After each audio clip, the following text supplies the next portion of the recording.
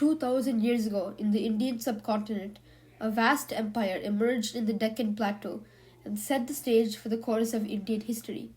However, over the many millennia that followed, this great empire was forgotten entirely and left to ruin.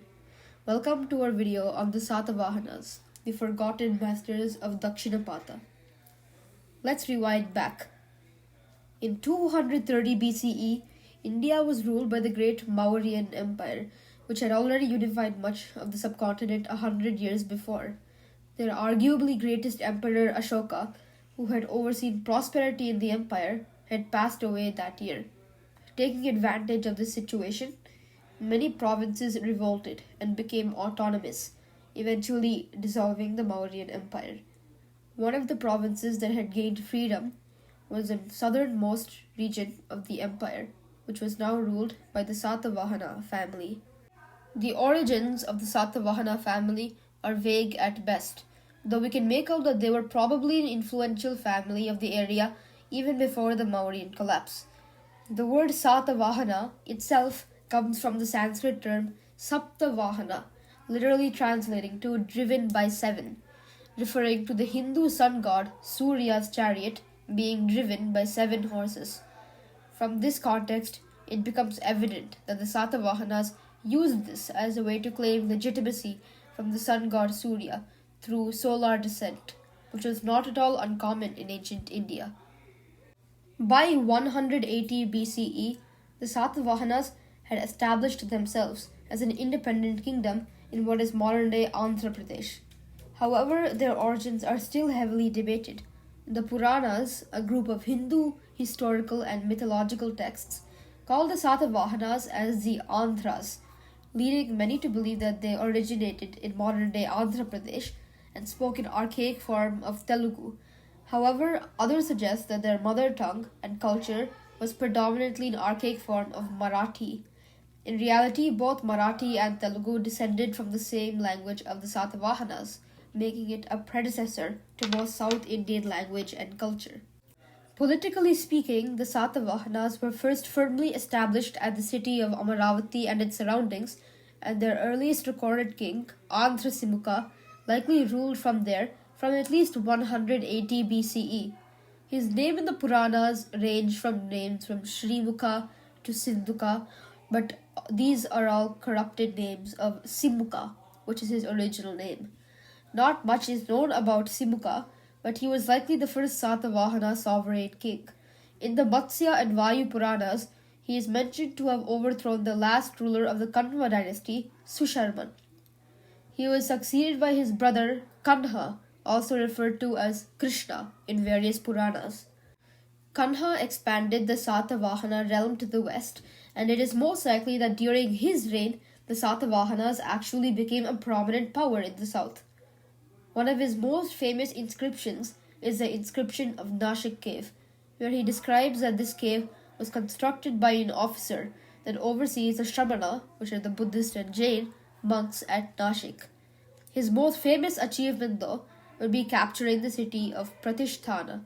It would soon become the permanent capital of the Satavahanas and a very prestigious city in the south. Now, here's when things get a little iffy. Historians don't know exactly the dates of these rulers' reigns, and don't even have a full list of completed Satavahana kings. Since various Puranas attest different times and situations, most historians have compared these texts and nowadays follow the theory that they evolved immediately after the Mauryan fall in 180 BCE. Still, take all these following dates and rulers with a grain of salt. The Puranic traditions further mention that after Kanha, a king named Maliya Satakarni ruled for 10 years. He was followed by Purnot Sanga for 18 years. By the time of Purnot Sanga's supposed reign, the Satavahanas had been established as the main power of the Deccan. However, the Satavahana domain would only boost with the ascension of Purnot Sanga's successor, Satakarni I. He ruled for a staggering 56 years and conquered large swaths of central India, including Malwa and Vidarbha. He is also mentioned to have performed the Rajasuya Yajna, an ancient ritual in which one could declare his sovereignty as an emperor. It didn't come all easy, however. The Hathigumpha inscription in Kalinga records that a rising king in Kalinga named Kharavela sent an army of elephant, horses, and infantry against Satakarni and was able to capture a city named Musikanagara, situated on the banks of river Krishnabena. This is one of the first times that the Satavahanas were mentioned externally, other than the Puranas, in an inscription by another king. After Satakarni's death, his wife, Nayanika, most likely took over as queen regent for her two young sons. This is attested by the Naneghat inscriptions, where she is mentioned as Satakarni's wife and ruling as a queen regent. These inscriptions were likely commissioned by her. Eventually, her son comes of age and takes the throne as Satakarni II. The exact number of how many years he reigned is unclear, but certainly for a long period of time. It is during his reign that it seems that a rivalry started between the Satavahanas and a kingdom to the north known as the Western Satraps, or the Sakas. They seem to have conquered parts of the Deccan by the time Satakarni II's rule ended. He is succeeded by his brother Vedashri, but he is a relatively unimportant king. Coming into the 1st century BCE, kings like Skandastambi and Lambodara Satakarni rule, each for 18 years. During this time, however, Satavahana rule and authority has started to weaken. This was because of the ever-growing influence of the Sakas and Kushans to the north. The Sakas had a complicated relationship with the Satavahanas, but it was fair to say that a good amount of Satavahana downfall was due to them. The 1st century BCE sees the Satavahana dynasty almost entirely collapse, as they lose more power and weaker kings come to the throne. These kings rule relatively with less authority and rule for shorter periods of time. It is somewhere during this reign of Satavahana weakness that mentions of a king named Hala appear in the Puranas and contemporary works of literature. We don't know much about his background, but he was a Satavahana king who praised and promoted poetry in his kingdom. Several Prakrit works and works of regional languages instead of Sanskrit, which was common then, caught the eye of Hala. As a patronizer of poetry, he is mentioned as Kavi Vatsala, which means affectionate of poetry. He likely also composed some of his own works. After Hala's death, however, this destabilization of the Satavahanas only rapidly increased.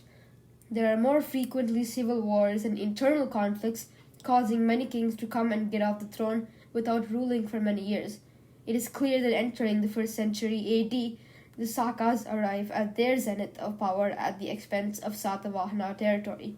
It seems by this point that Satavahana decline is inevitable and that the Satavahanas would no longer last, but this was not the case. You see, somewhere in the 1st century AD, a charismatic ruler named Gautamiputra Satakarni ascended to the Satavahana throne. He would be the single greatest ruler of the Satavahanas. Meanwhile, to the north, the great Sakas ruled under their illustrious king Nahaparna, who was able to capture parts of former Kushan territory. Satakarni also comes to odds with him as he captures central India and hopes to push further north. The Nashik inscriptions mention Satakarni as to have rooted out the Indo-Greeks, Indo-Parthians, and Sakas from power entirely. From this, we can conclude that Gautamiputra Satakarni was able to crush the Sakas and other groups farther north and west. He is described by Saka inscriptions to have defeated Ushavadatta, likely a major vassal of Nahaparna. In any case, Nahaparna's defeat is clearly seen in the archaeological record, in which we can see coins of Nahaparna struck with the Satavahana emblem, showing their victory over the Sakas.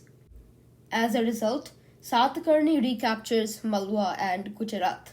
He is also known as Vindhyaraja, meaning Lord of the Vindhya Mountains, meaning he probably conquered the Vindhya region as well.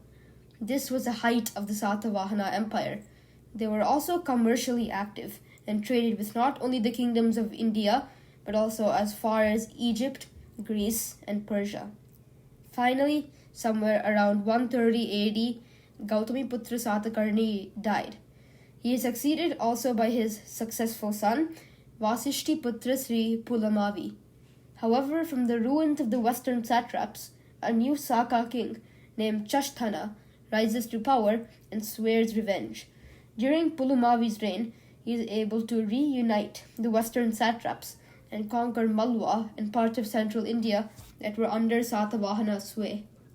Vashishtiputra's wife was a Saka, who was given to him during his father's reign. Despite this, Chashthana's successors would continue to harass the Satavahanas.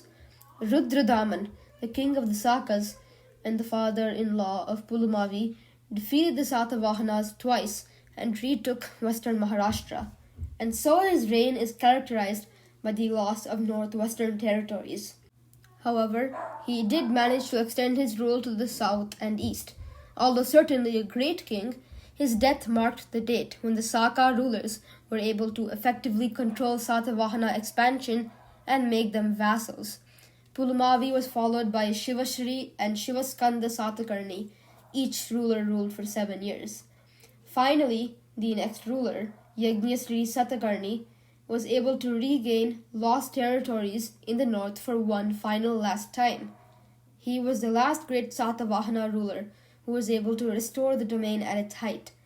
After his demise, the empire fell into chaos, civil war, and internal conflict, and it's subject to invasion. The following kings ruled a shadow kingdom of what their great empire once was, and Satavahana territory was chipped away piece by piece. By the 220s AD, a united Satavahana Empire had ceased to exist, and local Satavahana kings ruled in different areas, each descending from the original ones. These fragmented rulers would continue their weak rule until the 4th century, when they were vanquished altogether. Thus, the great Satavahana Empire came to an end. The Satavahana Empire, although it was great and had a considerable influence on the entirety of Indian history, was eventually forgotten and replaced with other empires. However, it is still important to recognize their influence and legacy in a world in which many great empires are ignored and left to ruin.